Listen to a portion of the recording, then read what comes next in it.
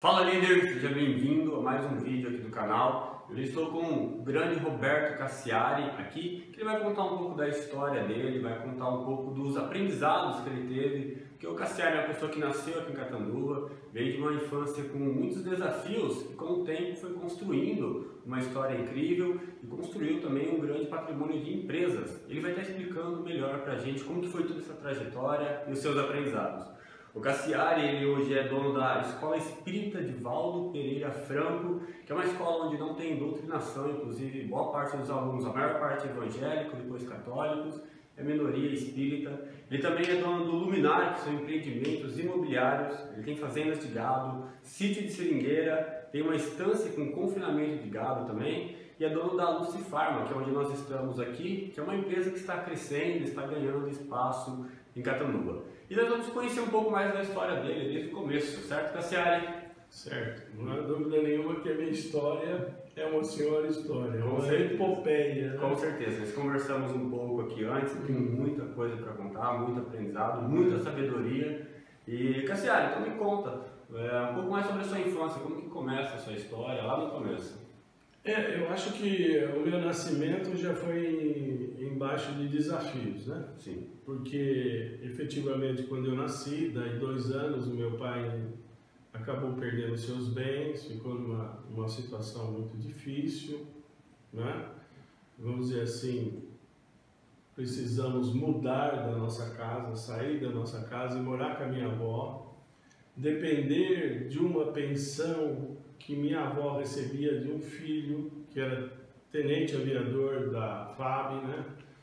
E faleceu dando instrução para um aluno lá no Campo dos Afonsos, no Rio de Janeiro. Enfim, com 2 anos eu já comecei a ter os nossos primeiros desafios. O que nos ensinou muito, e não tem nenhuma queixa, muito pelo contrário, foram aprendizados valorosos, né? Valiosos. E graças a Deus que eu passei por tudo isso, né? Hoje eu bendigo e agradeço a todo instante. Então saímos lá da nossa casa, fomos morar com a minha avó. Eu era pequeno, tinha por volta de 2 anos. Segundo o meu pai, a minha mãe, né? Meus irmãos mais velhos, já que eu sou o caçula de 4 irmãos, eu chorava muito porque eu queria ir para minha casa, queria brincar no quintal, queria ter os meus brinquedos. E ali onde nós fomos morar já tinha também, junto com a minha avó, 2 tios meus que não haviam casados ainda. Enfim, juntou a família toda. Foi uma epopeia. Foi o início de vamos dizer assim, de uma experiência que haveria de marcar a minha vida, né? Sim. E diante dessa dificuldade, eu fui crescendo sabendo que eu tinha que subsistir e ajudar a própria família. Esse estado de consciência, ele se reportou desde cedo na minha vida. Interessante. Desde cedo eu já tinha essa preocupação. E comecei, à medida que fui desenvolvendo, eu estudava muito, tirava boas notas, nunca dei trabalho, sempre sabia do meu lugar, sempre tive muita cerimônia, muita educação, né? Apesar de gostar de brincadeira, com qualquer outra criança, qualquer outro jovem, né? Mas tinha dentro de mim essa vontade, essa necessidade de um dia crescer e poder ajudar as pessoas. Interessante, isso é muito interessante, até os dias de hoje, que eu estou por volta de 65 anos, essa necessidade de auxílio ao próximo eu trago desde a tenra idade, né? Desde a infância você também era uma pessoa fuçada, sempre fazia muitas coisas. Eu nunca deixava por desanimar, era muito insistente, muito perseverante, gostava de fazer, gostava de superar, né? Gostava de fazer uma conquista que pudesse beneficiar a todos. Sempre foi o meu perfil, quem me conhece sabe muito bem. Como você começou a trabalhar nessa área? Então, por volta dos 12 para 13 anos, a minha irmã trabalhava no conjunto esportivo, ela era recreacionista contratada pela prefeitura. E aí construindo todo aquele parque esportivo e tinha piscina lá. Sim. E a minha irmã Regina sugeriu ao pessoal, por que eu não contrato meu irmão para dar aula lá, né? Com 13 anos praticamente. Pois bem, aí eu fui o primeiro professor daquela piscina. Daquela piscina. Comecei a dar aula de natação, também treinava, né? Também competia, ganhava, né? Mas ao mesmo tempo era técnico, sempre conciliava as duas situações. Aí eu tive inúmeros alunos, né? Eu tive praticamente quase uns 500 alunos. Uns 500 alunos, com 13 anos. 13 anos, e dava aula para pessoas mais velhas que eu, mas com a mesma autoridade, com o mesmo pulso firme, com a mesma disciplina, com a vontade de vê-los crescendo, nadando, também ganhando provas, medalhas, né? Bacana. E eu sempre pensei à medida que eu treinava, eu pensava na minha equipe. Olha, com 13 anos, tendo uma equipe já, né? Mas foi assim. Exatamente. E foi muito bom. Além disso, você fez outros trabalhos, talvez até antes, como você comentou comigo, de pescar e vender peixe. Na realidade, a nossa sobrevivência lá em casa, se quisesse tomar um Guaraná, se quisesse ir na matinê do cinema, cada um tinha que se virar, né? Buscar os seus recursos, porque não se tinha recurso em casa, né? Só aquela pensão, meu pai ainda não oferia lucro, não oferia salário. Então o que a gente fazia? Eu fui engraxar sapato, eu tinha minha caixinha de sapato, engraxava o sapato. Eu pegava caco de vidro, né, para vender para as pessoas, porque naquela época se colocava muito quadro de caco de vidro no muro, né? Hoje é uma loucura, né? Uma loucura, mas naquela época se fazia muito isso. Eu ia também para os pastos ali perto do Emílio Carlos, né? Pegar esterco de vaca, esterco de cavalo e enchia o saco e vendia para as senhoras para colocar no jardim, né? Vendia jornal, né? Vendia jornal lá no Mercadão. Meu reduto era o Mercadão, né? Ali que eu tirava meus trocos. Então vendia jornal, né? Vendia jornal e também pescava no São Domingos, principalmente o lambari. Por quê? Porque o São Domingos era muito água, muito cristalina, limpo, o peixe era excepcional, uma água corrente. Só quem viveu lá no São Domingos, como eu vivi, pode ter o coração assim oprimido de ver o São Domingos como é que está. Nossa, era uma água límpida, né? A gente nadava muito, né? Nadava no desemboque, no pé de chumbo, nadava lá para cima, perto do Emílio Carlos, lá perto do conjunto esportivo. Nossa, era aquela água que você via o chão, né? Cristalina.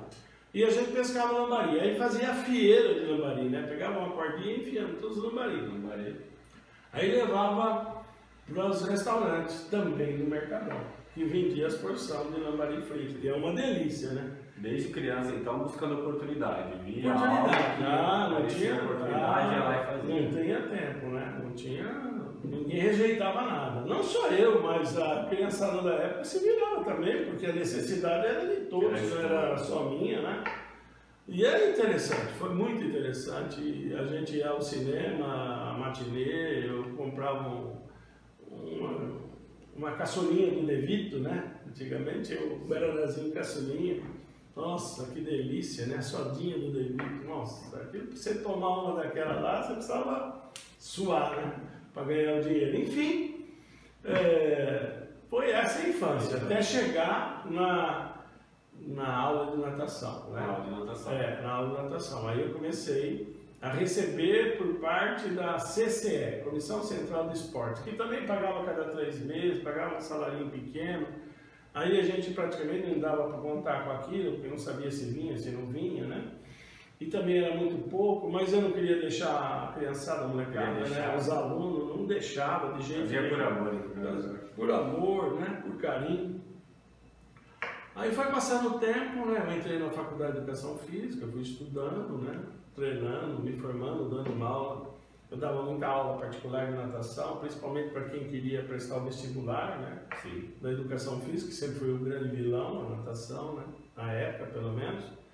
Dava aula de natação nas casas, né? Ia ensinar as pessoas, as crianças a nadar nas casas, também os adultos, enfim. E aí teve um momento onde você saiu da natação para começar a empreender. Sim, antes de eu sair, ainda fui trabalhar de salva-vida no SESC. Você trabalhou de salva-vida no Salva-vida. E peguei toda a molecada que estava lá no conjunto e praticamente foram todos para lá.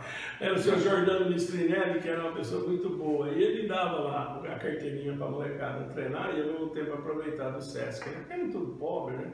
O SESC tinha recém-inaugurado. Começou no conjunto, depois trouxe um pouco a faculdade, depois o SESC. Aí ele levava as crianças, então eu trabalhava de salva-vida. E à tarde, quando encerrava o expediente da piscina, eu começava os treinos. Né? E foi muito bom, foi muito gratificante. Nesse inteirinho, eu já estava na faculdade, né? E pagava a minha faculdade justamente com o SESC e com as aulas particulares que eu dava. Né? Tinha que me virar nos 30, né? Começava às 6 da manhã. Né? Sim. E eu me lembro muito bem que isso aí me trouxe uma certa condição emocional de enfrentar mais a vida, de saber que era possível, que eu era capaz de superar as dificuldades e fazer com que as pessoas também, as crianças... Todos esses desafios que você passou, mostrando para você que você era capaz de lidar com eles. Sim, e repartir com todos. Com todos. Eu nunca fui uma pessoa que não reparti, muito pelo contrário, eu sempre penso no próximo. Aliás, penso mais no próximo do que em mim mesmo, né? Minha família mesmo fala isso. Mas é um perfil meu, um sentimento meu que faço questão de cultivar. Bom, aí nós fomos para o SESC, né? E nesse inteirinho,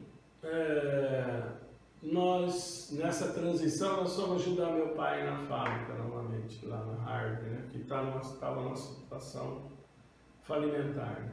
Fui ajudar meu pai, não poderia virar as costas, né? Eu queria ter feito outra faculdade, porque eu era novo ainda, mas não tinha dinheiro também. Meu sonho sempre foi fazer medicina, daí meu filho ter formado em medicina também por influência minha, porque ele também gostava, né?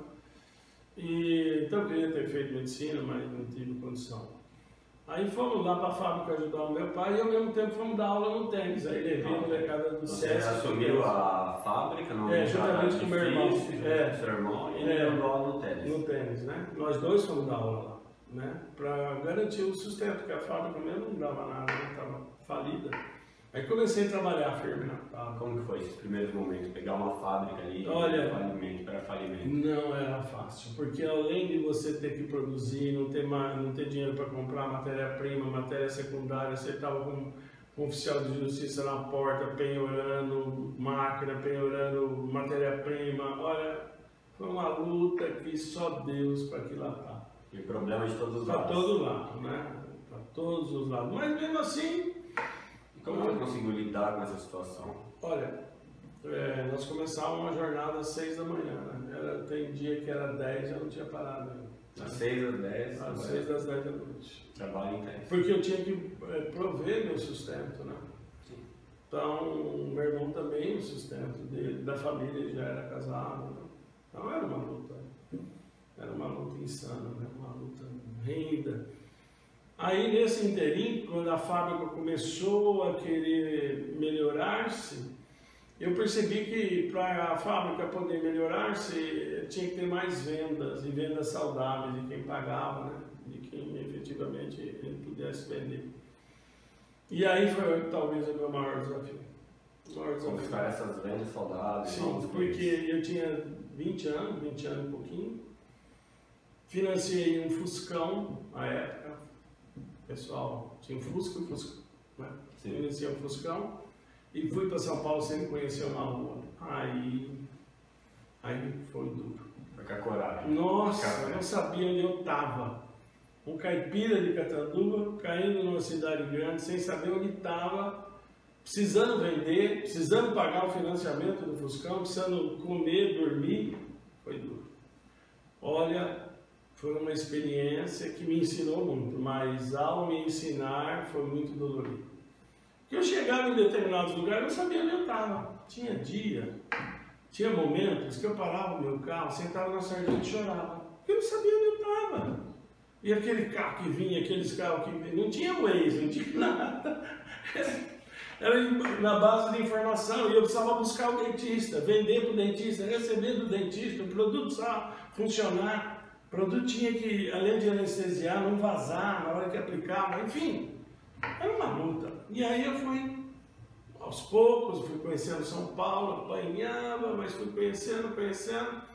E aí a gente começou paulatinamente subir, né? Tanto produção, rentabilidade, lucratividade, começamos a subir. E aí eu percebi que eu tinha que trazer informações de lá, de maquinário, tentar comprar máquina, tentar comprar isso com aquilo, melhor matéria-prima, né, para as melhores formulações, quer dizer, começou Então, além de você captar clientes, lá você Sim, aprendeu como melhorar o seu e comprar produto, matéria-prima, ir atrás de matéria-prima, ver o embarque da matéria-prima, porque a gente comprava um pouquinho de dinheiro que dava para trabalhar 4, 5 dias, depois precisava pegar aquele dinheiro para comprar para mais 4, 5 dias. Não parava, né? Não comprava para 3 meses, não tinha dinheiro. E aí foi indo, até que a gente chegou numa posição que dava para respirar. E quando chegamos nessa posição que dava para respirar um pouco, eu percebi que as entregas começaram a falhar, atrasar, dificuldade. E eu comecei a entender o que é que estava acontecendo aqui, né? Porque eu vinha e voltava, mas não estava percebendo. Aí uma vez eu vim, falei, mas o que é que está acontecendo? E percebi que a Harvey estava para falir outra vez. Foi função da administração do meu irmão, que foi um pouco equivocada, né? Teve uma administração equivocada do seu irmão que começou a dificultar o crescimento, trazer alguns prejuízos para a empresa. Aí eu resolvi voltar para cá. Voltou para cá também? Voltei para cá. Aí, na época eu tinha montado 6 lojas lá, 6 dentais, porque à medida que eu vendia o anestésico, os dentistas perguntavam assim, mas você não tem mais nenhum material para vender? Né? Porque naquela época era muito de você visitar o dentista, né? Hoje tem a internet, tem tudo, né? Sim. Naquela época você tinha que levar, entregar, montamos essas 6 lojas, né? E eu voltei para Catanduva. Então as lojas ficaram lá e eu morando aqui. Aí eu vivia uma semana aqui e outra semana lá, né? Comecei a administrar novamente a Harvey, pedi para o meu irmão se afastar da administração. Assumiu os controles novamente. Assumi os controles, ele não acreditava que eu era capaz de reverter a situação, mas como a gente tem experiência e capacidade para tanto, né, e responsabilidade para tanto, né, nós começamos a reverter, fechamos a torneira da despesa. O que foi ali a mentalidade que você teve que permitiu você conseguir reverter a empresa nessa situação? Uma mentalidade empresarial.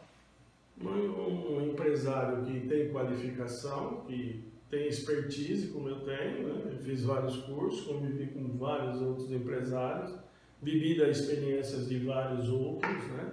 Fiz várias incursões que deram certo, outras que não.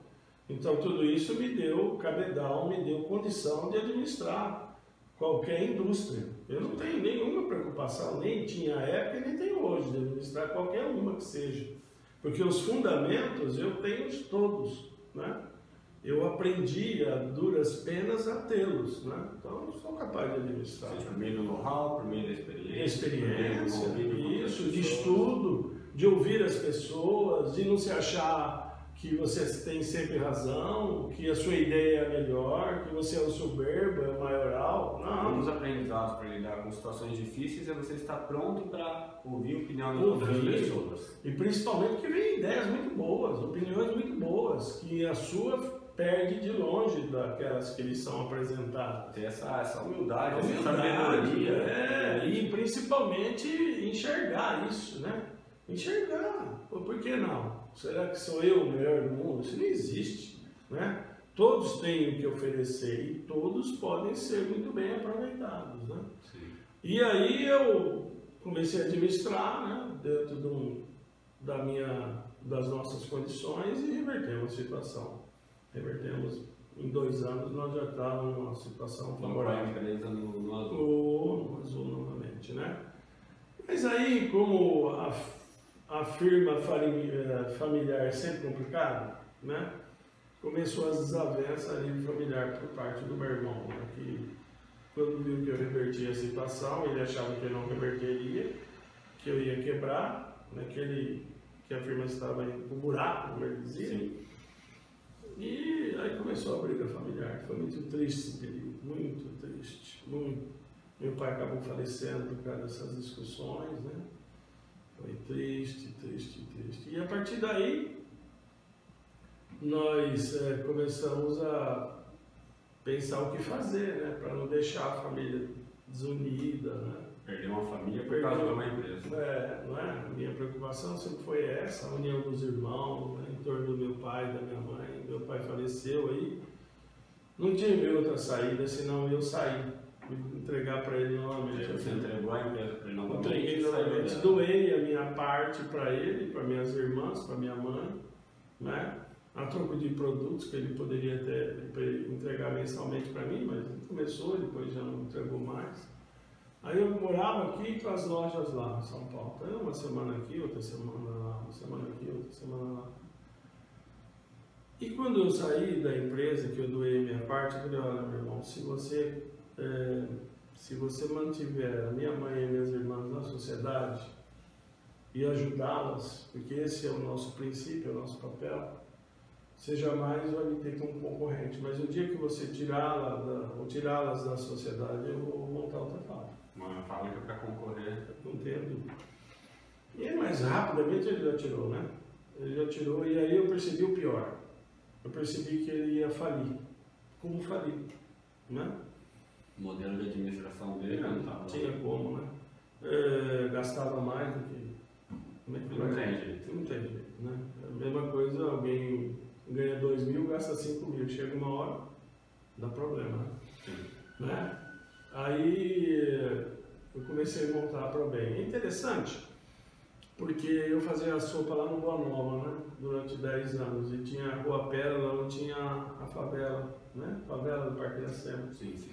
Aí quando desfavelaram, entre aspas, né? Porque tiraram o pessoal de lá e jogaram aqui no Zé Povão, no Alpino, com as mesmas dificuldades de lá. Não tinha iluminação, não tinha esgoto, água em algumas casas não tinha e tal. E eu tinha muita dó daquele pessoal, muita compaixão, né? Eu estava sempre com eles. Aí eu busquei um lugar mais pobre do Cataduca, que com certeza era o Alpino, né? E montei a Provém no meio de muita dificuldade, mesmo. Precisamos fazer praticamente o asfalto do nosso bolso, alta tensão, esgoto, água.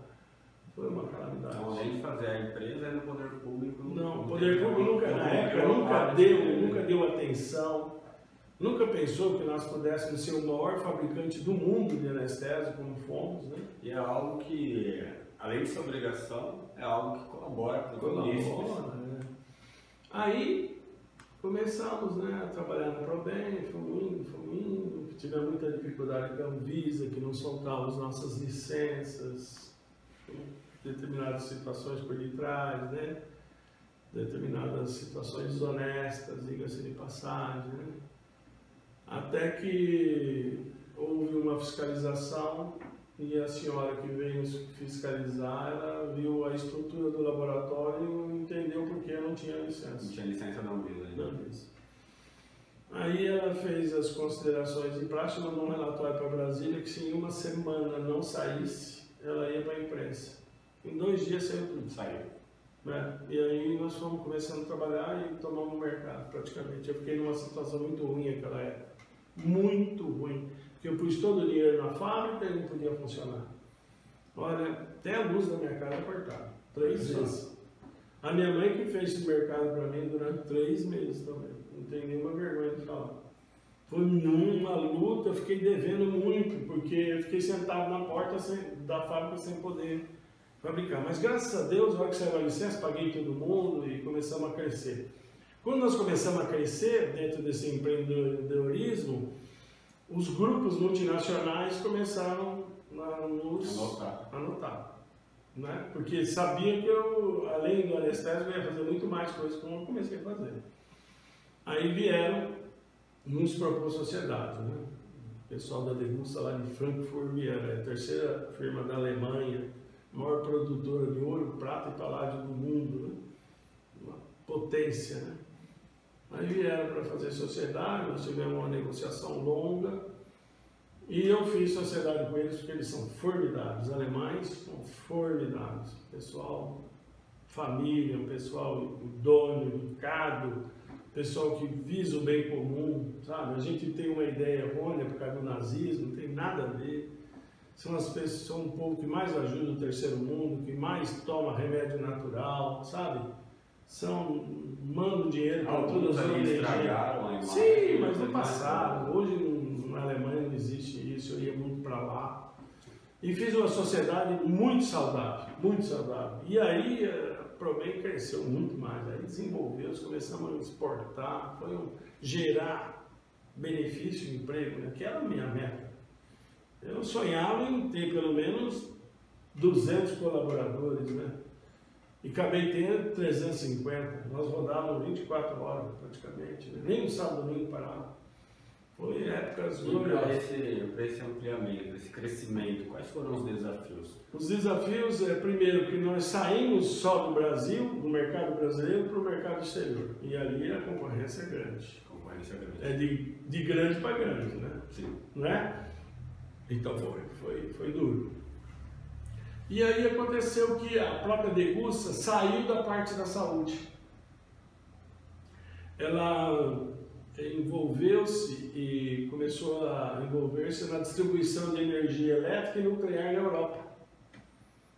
Na distribuição. E saiu da parte médica, ela tinha vários laboratórios de outras especialidades, tinha muita coisa na odontologia, ela também saiu. E aí quem comprou a parte dela foi os americanos, que anteriormente a elas vieram para fazer sociedade comigo e eu não quis, eu não quis fazer. A oferta deles era até melhor, mas eu não quis. Mas aí olha que eles voltam outra vez, porque ela acabou vendendo a parte dela para eles, né? Sim. Aí os americanos ficaram de sócio. Mas confesso que eu e os americanos não tinham muita afinidade. Sim. Não tinham muita afinidade, né? Eles viam mais números, planilhas, e eu via mais coração, sentimento do ser humano, né? Essa talvez seja a grande diferença, né? Sim. Né? Sim. Mas, sério, você como empresário, uma das coisas que você mais fez foi promover empregos. Você começou a gerar empregos, você começou a gerar oportunidades para muitas pessoas. Sim. E tem essa visão ciente de que o Brasil está passando por um momento muito difícil. Catanduva aqui principalmente, pode se considerar uma cidade com muitos desempregados. Observando do lado empresarial, como que você acredita que deve ser para poder melhorar a economia do modo geral, poder proporcionar uma melhor vida para as pessoas, poder proporcionar melhores empregos? Qual que é a sua visão sobre tudo isso, com toda a sua experiência? Eu gostaria de particularizar um pouco, né? Assim, falar um pouco de Catanduva. Sim. Se nós fôssemos adotar um slogan, um Catanduva diante desses anos aí, principalmente esses anos de crise, nós poderíamos dizer que Catanduva é a cidade dos desempregados. Olha que dado importante. Quando nós publicamos que saiu a nossa licença de funcionamento para medicamento, em 1 hora, não deu 1 hora, deu 45 minutos, 186 pessoas pediram. 186 currículos chegaram na Não, pessoas pelo Facebook, por tudo e também na caixa do correio. 186 pessoas em 45 minutos. Se por um lado eu estava muito alegre com a saída da licença, por outro lado eu fiquei muito triste em saber o número de desempregados que nós temos. Uma situação de desespero. Desespero. Dramas em cima de dramas. Então, Catanduva é a cidade do desemprego. E outras tantas também são. Então nós temos que reverter esse quadro. Exato. A pessoa que não leva o pão nosso de cada dia para o lar, ela se frustra de uma tal maneira, se deprecia de uma tal maneira, que é muito triste, né? E eu penso sempre nisso. Então, muitas linhas nossas eu poderia até automatizar. Eu não automatizo para gerar um emprego. Para poder gerar emprego. Né? Sobe um pouco o custo? Até sobe. Diminui o lucro? Diminui. Mas, pelo menos, o lucro maior é ter a pessoa empregada. Eu acho isso formidável. E conforme você até mensurou nas nossas conversas, uma das coisas que você mais valoriza é o capital humano. Sem dúvida. Coração humano, sentimento humano, isso aí para mim é em primeiro lugar.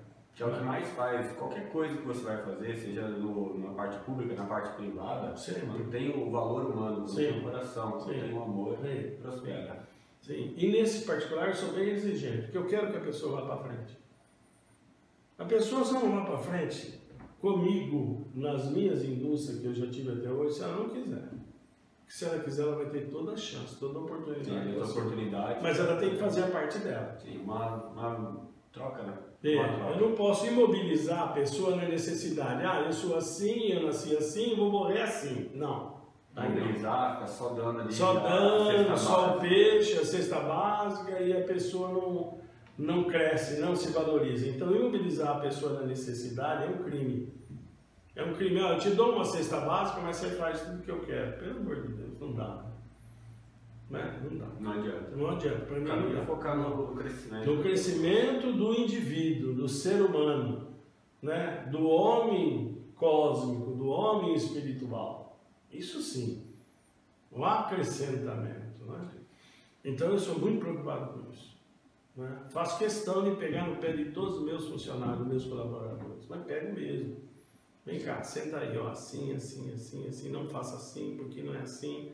Se a pessoa aproveitar um pouco das minhas experiências, não é que eu sei tudo, é que eu já errei antes. Né? Já passou pelo caminho. Já passei pelo caminho das pedras. E ó, não faz isso. Que se fizer vai dar problema. E dá problema se a pessoa insiste. Bom, então, sempre eu me medi não pelo faturamento. Nunca foi vamos dizer assim, a minha aspiração. Eu sempre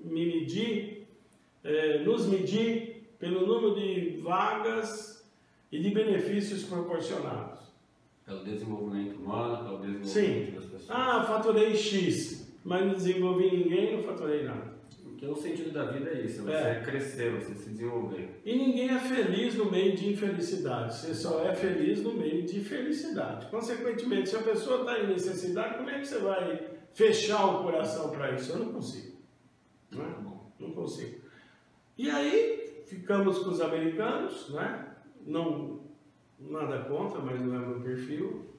E aí, no momento próprio, eu vendi o restante para os americanos. Certo. Cassiari, qual que é, para a gente finalizar, qual que é o maior aprendizado? O que você trouxe de toda essa história sua? O que é mais importante para você, que você aprendeu em toda essa jornada? Olha, essa minha jornada, ela me ensinou vários conceitos.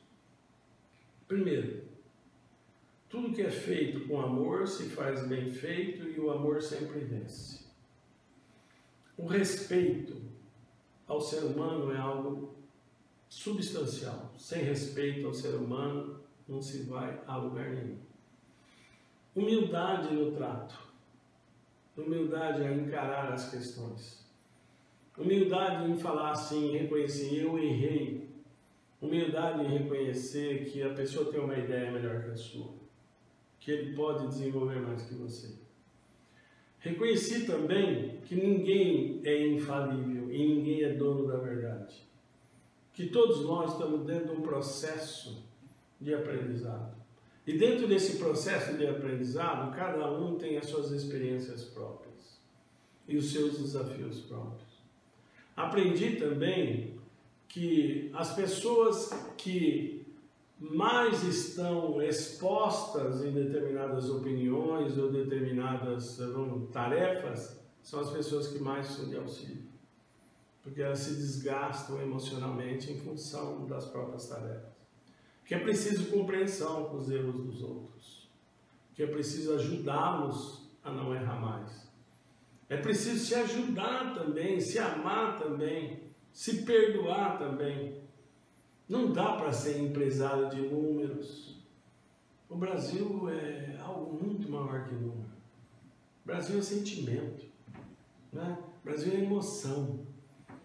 E é isso tudo que, de alguma forma, eu vivo, sinto, né? Não consigo fazer diferente. Então, todo o meu aprendizado não me trouxe nenhum amargor, me trouxe docilidade.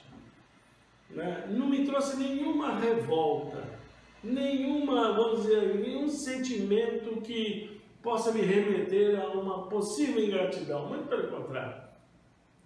Foram aprendizados necessários. Amor, humildade, compaixão, aprendizado. É isso aí. Bom. E é isso, pessoal. Conversamos hoje então com o Roberto Cassiari, empresário. Aprendemos um pouco mais sobre a história dele e sobre a mentalidade que ele teve para poder lidar com tudo isso. E esse foi o nosso vídeo de hoje. Um grande abraço, até mais. Obrigado, Cassiari. Obrigado, teve ótimo.